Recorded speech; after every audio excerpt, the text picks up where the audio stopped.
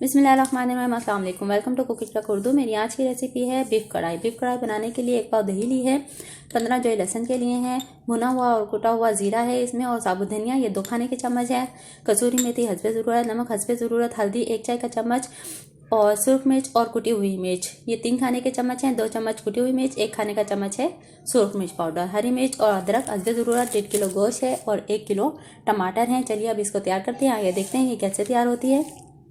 Beef कढ़ाई में बना रही हूँ कुकर में। इसमें तकरीबन 1 गिलास पानी शामिल करेंगे और गोश्त शामिल करेंगे, और साथ ही इसमें टमाटर शामिल कर देंगे और लहसुन भी शामिल कर देंगे, और इसको 20 मिनट के लिए वेट लगाएंगे। इसको 20 मिनट हो गए, अब हम इसको कढ़ाई में शिफ्ट करेंगे। कुकर में से गोश्त को मैंने कढ़ाई में निकाल लिया है। अब इसमें सबसे पहले हम टमाटर के छिलके उठा लेंगे। टमाटर के छिलके मैंने निकाल लिया। अब इसमें ऑयल शामिल करेंगे हस्बे ज़रूरत,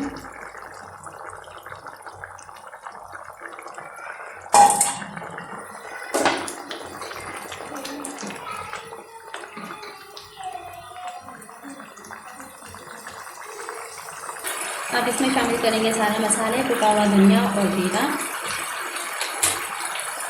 मिर्च,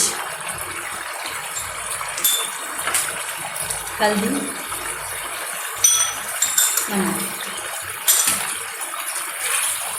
और अब इसकी अच्छी तरह भुनाई करेंगे।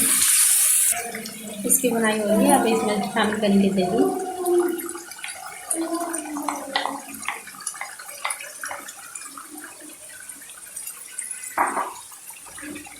और अच्छी तरह भुनाई करेंगे, दही का पानी खुश्क हो जाए। इसकी भुनाई हो गई है। अब इसमें शामिल करेंगे कसूरी मेथी, गरम मसाला, साबुत गरम मसाला, और आधा चाय का चम्मच पिसा हुआ गरम मसाला, अदरक और हरी मिर्च।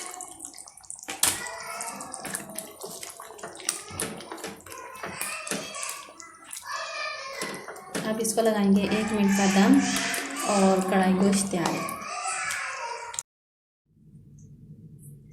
मम्मा मैं कब वाली